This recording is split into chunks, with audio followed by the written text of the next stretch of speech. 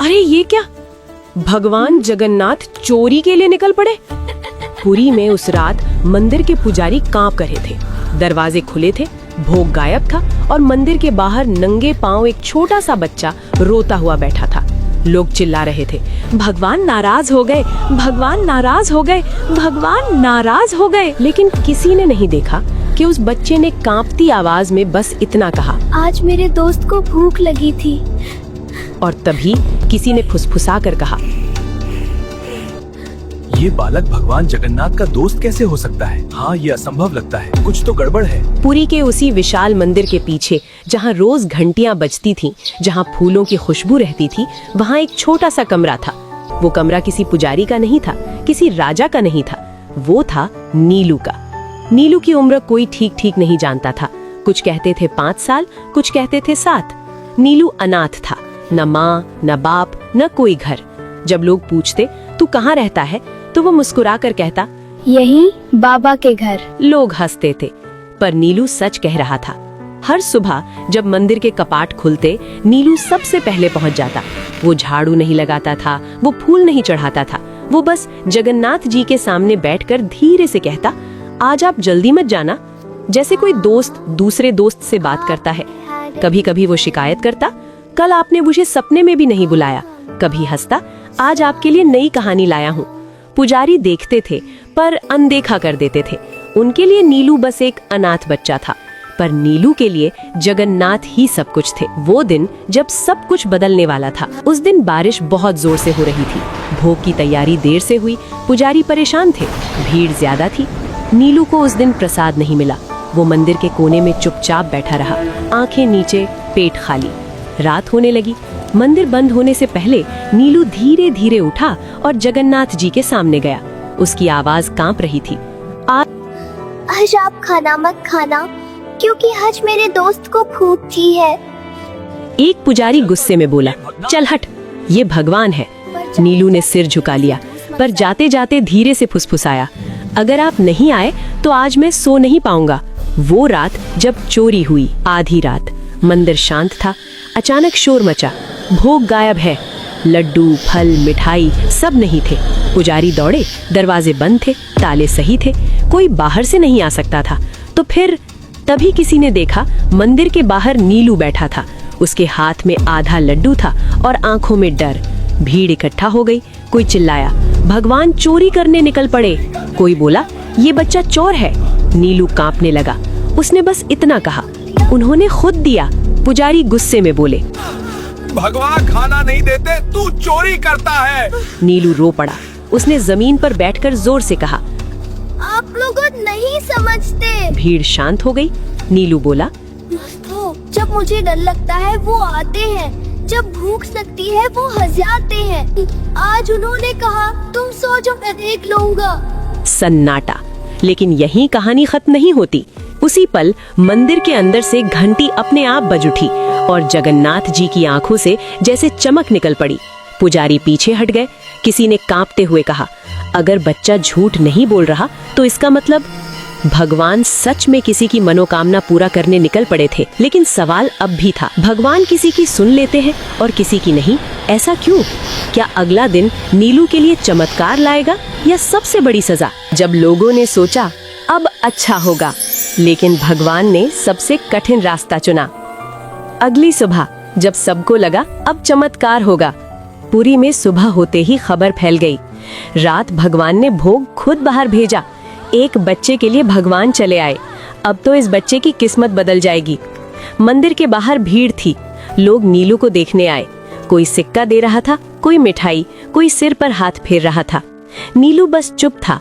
वो बार बार मंदिर के दरवाजे की तरफ देख रहा था, जैसे किसी का इंतजार हो। नीलू की एक ही जिद। एक पुजारी ने पूछा, बोल बेटा, क्या चाहिए? नीलू ने सिर हिलाया, कुछ नहीं। नीलू बोला, बस आज रात भी वो आएंगे ना? पुजारी चुप हो गया, क्योंकि वो नहीं जानता था कि भगवान हर रात किसी के लिए आते हैं या नहीं। पहला झटका जब सब उल्टा हो गया। दोपहर होते होते मंदिर समिति की बैठक हुई। कुछ बुजुर्ग पुजारी बोले, ये बच्चा गलत परंपरा बना रहा है। लोग भगवान से दोस्ती समझने लगेंगे। भक्ति डर से नहीं, नियम से चलती है। और फिर फैसला हुआ, नीलू को मंदिर से निकाल दिया जाएगा। शाम होते ही एक पुजारी नीलू के पास आया। अब तुम यहाँ नहीं रह सकते। नीलू ने धीरे से पूछा, तो वो मुझे कहाँ मिलेंगे? पुजारी ने जवाब नहीं दिया। वो पल जब सबको लगा अब अच्छा होगा। लोगों ने सोचा अब बच्चा बाहर जाएगा, कोई सेठ उसे गोद ले लेगा, अब इसका जीवन सुधरेगा।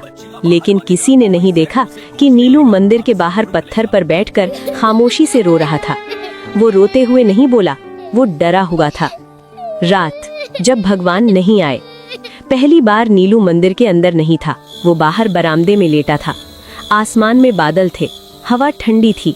नीलू ने आंखें बंद की और धीरे से कहा, आज आप आओगे ना? कोई जवाब नहीं, घंटियां नहीं बजी, कोई आहट नहीं। नीलू ने फिर कहा, अगर मैंने कुछ गलत कहा हो तो माफ कर देना। लेकिन उस रात भगवान नहीं आए। दूसरा झटका, जब लोग डर गए। अगली सुबह मंदिर में कुछ अजीब हुआ। भोग बना लेकिन स्वाद कड़वा था। पुजारी हैरान। फिर दूसरे दिन फूल मुरझा गए। तीसरे दिन घंटियां अपने आप बीच में रुक गईं। लोग फुसफुसाने लगे, बाबा नाराज है, बच्चे को निकालना ठीक नहीं हुआ। लेकिन तब तक नीलू कहीं और जा चुका था। नीलू का नया रास्ता, जहां सबको लगा अब अच्छा होगा। एक सेठ ने नीलू को अपने घर ले लिया। बड़ा घर, नरम बिस्तर, भरपेट खाना। लोग बोले, देखो भगवान ने दे दिया, अब सब ठीक है। लेकिन पहली रात नीलू बिस्तर पर बैठा रहा, खाना नहीं खाया। सेठ की पत्नी बोली, क्या हुआ? नीलू बोला, यहाँ वो नहीं आते। यहाँ वो नहीं सब आते। हंस पड़े। सबसे बड़ा ट्विस्ट, जहाँ सब गलत साबित हुआ। तीसरी रात नीलू तेज बुखार में कांप रहा था। डॉक्टर आए, दवा दी, लेकिन नीलू बार बार बड़बड़ा रहा था, मैं गलत जगह आ गया, वो मुझे यहाँ नहीं ढूंढ पाएंगे। सेठ डर गया। उसी रात मंदिर में घंटी अपने आप जोर से बज उठी और मुख्य पुजारी बेचैन होकर उठ बैठे। उन्हें सपना आया। जगन्नाथ जी बोले, जिसे तुमने बाहर किया वो मेरा है। सुबह होते ही सेठ नीलू को लेकर मंदिर भागा। लेकिन सवाल ये था, क्या नीलू जीवित रहेगा? क्या भगवान वापस आएंगे? या अब बहुत देर हो चुकी है? और सबसे बड़ा सवाल, क्या हर बार भगवान जल्दी सुनते हैं तो वो अच्छा ही होता है? जब भगवान समय पर नहीं आए और सबने मान लिया कि अब बहुत देर हो चुकी है, वो सुबह जो किसी की जिंदगी बदल देती है। सुबह का सूरज निकला, लेकिन पुरी की हवा में वो शांति नहीं थी। मंदिर के बाहर लोग चुप थे, कोई घंटी नहीं, कोई मंत्र नहीं। सेठ की गाड़ी मंदिर के सामने रुकी। नीलू अंदर था, कमजोर, तपता हुआ, आंखें अध खुली। मुख्य पुजारी आगे बढ़े। जल्दी करो, डॉक्टर फुसफुसाए, बच्चे की हालत बिगड़ रही है। नीलू ने अचानक आंखें खोली। उसकी आवाज बहुत धीमी थी, आज वो आएंगे? किसी के पास जवाब नहीं था। मंदिर के अंदर, जहां सब कुछ गलत लग रहा था, नीलू को गर्भगृह के पास लाया गया, वो जगह जहां आम लोगों को जाने की इजाजत नहीं होती। पुजारी कांप रहे थे, ऐसा पहले कभी नहीं हुआ था। नीलू ने आंखें बंद की और बहुत धीरे से बोला, अगर आप नहीं आए तो मैं सो जाऊंगा। ये सुनकर एक बुजुर्ग सेवायत रो पड़े। जब लोगों ने पहली बार भगवान से सवाल किया, भीड़ के बीच एक आदमी चिल्लाया, अगर भगवान दोस्त है तो अब कहाँ है? किसी और ने कहा, क्यों भगवान बंदों से भी देर कर देते हैं? पहली बार पुरी में लोग भगवान से सवाल कर रहे थे और भगवान अब भी चुप थे। वो क्षण जब सबको लगा अब अंत है। नीलू की सांसें तेज हो गईं, हाथ ठंडे पड़ने लगे। डॉक्टर ने सिर हिलाया, हम कुछ नहीं कर सकते। सेठ की पत्नी फूट फूट कर रो पड़ी। पुजारी ने आंखें बंद कर ली। अगर भगवान दो तो थे तो उन्होंने इसे नैने क्यों दिया? और उसी पल नीलू ने मुस्कुरा दिया, बहुत हल्की मुस्कान। उसने फुसफुसा कर कहा, वो आ गए। सब चौंक गए। कहाँ? किसी ने पूछा। नीलू बोला, पीछे। उसी पल मंदिर के भीतर तेज हवा चली, दिए कांपने लगे, घंटी अपने आप बज उठी। लेकिन जगन्नाथ जी की मूर्ति हिली नहीं। कोई चमत्कार नहीं, कोई रोशनी नहीं। लोग भ्रम में थे। अगर भगवान आए हैं तो दिख क्यों नहीं रहे? सबसे दर्दनाक मोड़, नीलू की सांस अचानक थम गई। डॉक्टर ने कलाई छोड़ी, धीमी आवाज में बोला, अब नहीं, मंदिर में एक साथ कई चीखें उठी। सेठ घुटनों पर गिर पड़ा। पुजारी फूट फूट कर रोने लगे और उसी पल एक पुजारी ने कांपती आवाज में कहा, अगर भगवान दोस्त थे तो उन्होंने इसे मरने क्यों दिया?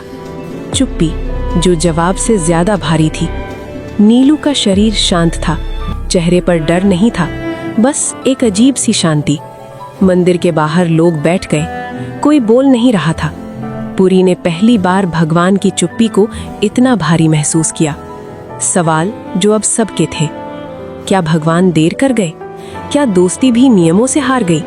क्या भगवान सिर्फ देने आते हैं या कभी लेने भी? और सबसे डरावना सवाल, अगर भगवान ना आए तो विश्वास का क्या? रात होते ही मुख्य पुजारी को एक और सपना आया, लेकिन इस बार भगवान मुस्कुरा नहीं रहे थे।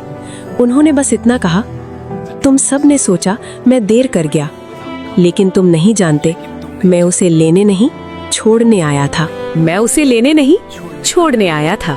वही रात जब सपना सिर्फ सपना नहीं था। नीलू के जाने के बाद पूरी उस रात सो नहीं पाई।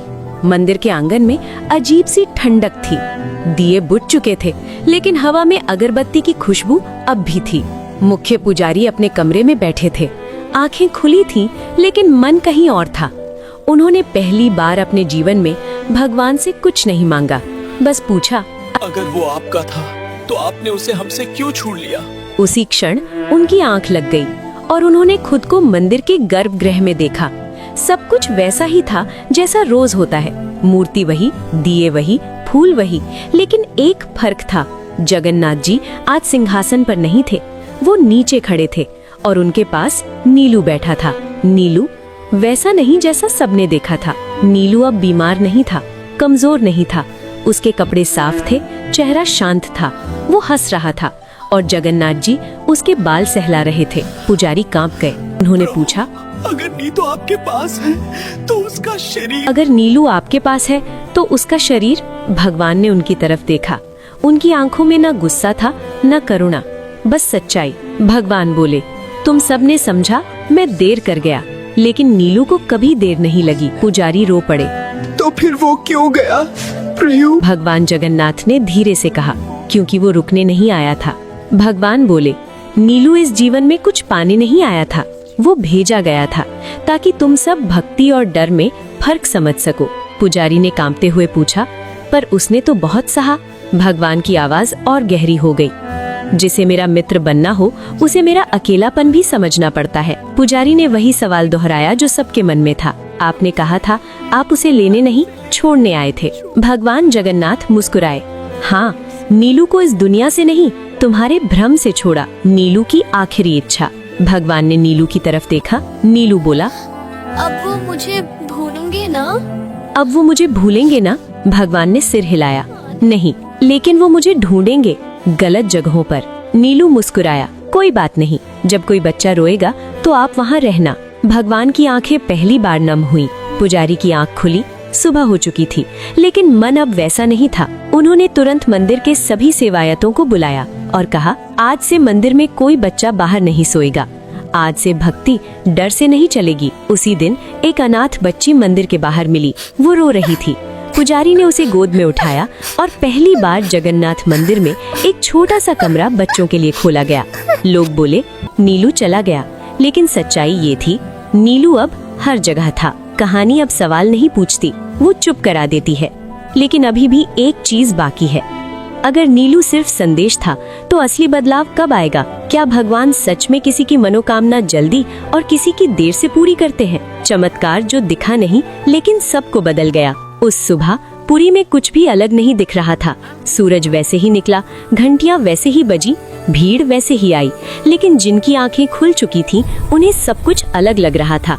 मुख्य पुजारी पहली बार भीड़ से पहले मंदिर के बाहर खड़े थे, वहाँ जहाँ नीलू बैठा करता था। नीलू की जगह पर आज एक छोटा सा कपड़ा रखा था। उस पर फूल नहीं थे, दिया भी नहीं था, बस एक साधारण सी चटाई। एक सेवायत ने पूछा, ये किसके लिए है? पुजारी ने कहा, उसके लिए जो आ जाएगा। धीरे धीरे फैलती बात। पहले दिन एक बच्चा आया, दूसरे दिन 2, तीसरे दिन 4। कोई नहीं जानता था कि खबर कैसे फैली। बस इतना हुआ कि अब मंदिर के बाहर कोई बच्चा अकेला नहीं बैठता था। पहला बदलाव पूजा में। एक दिन भोग की थाली आई। पुजारी ने हाथ जोड़े और पहली बार ये शब्द बोले, अगर किसी बच्चे को आज भूख है तो पहले उसे। सेवायक चौंक गए, पर किसी ने विरोध नहीं किया। लोगों के भीतर शुरू हुई हलचल। भीड़ में एक आदमी फुसफुसाया, पहले भगवान से डर लगता था, अब थोड़ा अपना सा लगता है। किसी ने कहा नीलू मर गया और किसी ने जवाब दिया, नहीं, नीलू समझ आ गया। जहाँ लोग कुछ और चाहते थे। कुछ लोग नाराज भी थे। एक व्यापारी बोला, हम सालों से चढ़ावा दे रहे हैं, फिर भी हमारी मनोकामना नहीं पूरी होती। दूसरा बोला, एक बच्चा आया और सब बदल गया। पुजारी ने शांत स्वर में कहा, शायद बदलाव मंदिर में नहीं, हम में होना था। एक दिन बारिश हुई। एक शाम तेज बारिश हो रही थी। मंदिर के बाहर एक बच्ची खड़ी थी। वो कुछ नहीं बोली, बस देखती रही। पुजारी बाहर आए, पूछा, किसे ढूंढ रही हो? बच्ची ने कहा, मेरे दोस्त को। पुजारी की आंखें भर आईं। नीलू की मौजूदगी बिना दिखे। कई लोगों ने एक ही बात कही, जब भी किसी बच्चे को खाना मिलता है मुझे लगता है कोई मुस्कुरा रहा है। जब मंदिर शांत होता है लगता है कोई बैठा सुन रहा है। कोई नाम नहीं लेता था, पर सब जानते थे मनोकामना का सच धीरे धीरे खुलता। एक दिन एक महिला आई, रोते हुए बोली, मैंने सालों से मांगा, कुछ नहीं मिला। पुजारी ने पूछा, आज क्या चाहती हो? वो बोली, बस समझना चाहती हूँ, देरी क्यों? पुजारी ने कहा, क्योंकि कुछ लोग मांगने आते हैं और कुछ तैयार होने। वो शाम जब मंदिर सबसे शांत था। उस शाम कोई विशेष पूजा नहीं थी, कोई घोषणा नहीं, बस दिए जल रहे थे और गर्भगृह के पास एक छोटा सा बच्चा धीरे से बोला, आज वो आए थे। किसी ने पूछा, कहाँ? बच्चा मुस्कुराया, जब मुझे डर लगा तब। अब सवाल बदल चुके थे। अगर चमत्कार शोर नहीं करता तो हम उसे पहचाने कैसे? और अगर भगवान जल्दी नहीं देते तो क्या वो मना कर रहे होते हैं? कुछ प्रार्थनाएं तुरंत क्यों सुनी जाती हैं और कुछ को सालों इंतजार क्यों करना पड़ता है? समय बीतता है पर सवाल नहीं। नीलू गए हुए अब कई महीने हो चुके थे। मंदिर वैसा ही था, लेकिन लोग वैसे नहीं रहे। अब लोग मंदिर आते थे पर पहले जैसे नहीं। पहले लोग पूछते थे, मुझे ये चाहिए, मेरा ये कर दो। अब लोग पूछते थे, मैं क्यों मांग रहा हूँ? पहला सच जिसे कोई सुनना नहीं चाहता। एक दिन एक बूढ़ा व्यक्ति आया। उसकी पीठ झुकी थी, आवाज थकी हुई। उसने पुजारी से कहा, मैं 30 साल से पूजा कर रहा हूँ, फिर भी मेरी मनोकामना पूरी नहीं हुई। पुजारी ने पहली बार सीधा जवाब दिया, क्योंकि आप भगवान से नहीं, डर से जुड़े हुए थे। बूढ़ा आदमी चौंक गया। डर और भक्ति का फर्क। पुजारी बोले, जब कोई बच्चा रोता है वो डर से नहीं रोता, वो भरोसे से रोता है। नीलू इसलिए सुना गया क्योंकि उसे खोने का डर नहीं था। भीड़ में सन्नाटा छा गया। समय का रहस्य। एक और आदमी बोला, तो क्या भगवान समय देखकर देते हैं? पुजारी मुस्कुराए, नहीं, भगवान देखकर देते हैं कि तुम संभाल पाओगे या नहीं। भारी हाथ, खाली हाथ। पुजारी ने जमीन से एक पत्थर उठाया, फिर एक फूल, और कहा, भरा हुआ हाथ फूल नहीं पकड़ सकता और भरा हुआ मन भगवान नहीं। भीड़ में कई लोग आंखें झुका गए। जब देर असल में दया होती है। एक महिला रोते हुए बोली, मैंने मांगा था कि मेरा बेटा बच जाए, भगवान ने नहीं सुना। पुजारी ने धीरे से कहा, शायद उन्होंने सुना, पर वो दर्द आपके लिए जरूरी था। ये सुनकर कुछ लोग उठकर चले गए। सच हर किसी के लिए नहीं होता। नीलू की याद फिर से। उसी समय एक छोटा बच्चा मंदिर के बाहर बैठा था। उसने बिना किसी कारण कहा, वो कहते थे अगर अभी नहीं मिला तो मतलब अभी उठाने लायक नहीं हूँ। सब ठिठक गए। तीसरा सच, बच्चा ही क्यों चुना गया? एक सेवायत ने पूछा, भगवान ने बच्चा ही क्यों चुना? पुजारी बोले, क्योंकि बच्चे हिसाब नहीं रखते, वो दोस्ती करते हैं। जब लोग टूटते हैं तब भगवान काम करते हैं। पुजारी ने आखिरी बात कही, भगवान देने से पहले इंसान को तोड़ते नहीं, खाली करते हैं, और जो खाली होना स्वीकार कर ले उसे इंतजार नहीं लगता। अब कहानी अपने आखिरी मोड़ पर है। सिर्फ एक सवाल बचा है, क्या नीलू का असर सिर्फ मंदिर तक था या उससे बाहर भी? क्या भगवान आखिरी बार कोई संकेत देंगे? आखिरी संकेत जो भगवान ने शब्दों में नहीं दिया। वो सुबह जो किसी ने नोटिस नहीं की। उस सुबह पुरी में कुछ भी अलग नहीं दिख रहा था, ना कोई चमत्कार, ना कोई घोषणा, ना कोई आवाज। लेकिन मंदिर के बाहर एक छोटा सा दृश्य था जिसे ज्यादातर लोगों ने देखकर भी अनदेखा कर गए। एक बच्चा मंदिर की सीढ़ियों पर बैठा था। उसके पैरों में चप्पल नहीं थी, हाथ में कोई कटोरा नहीं था। वो बस दिए की लौ को देख रहा था। एक सवाल जो कहानी को पूरा करता है। एक आदमी रुका, पूछा, तू यहाँ क्यों बैठा है? बच्चे ने ऊपर देखा और वही जवाब दिया जो कभी नीलू देता था, अपने दोस्त का इंतजार कर रहा हूँ। आदमी ठिठक गया। बिना दिखे हुआ चमत्कार। उसी पल हवा हल्की सी चली, दिए की लौ सीधी खड़ी हो गई। घंटी नहीं बजी, मूर्ति नहीं हिली, लेकिन जो वहां खड़े थे उन्हें ऐसा लगा कोई सुन रहा है। नीलू की कहानी अब किसी एक की नहीं,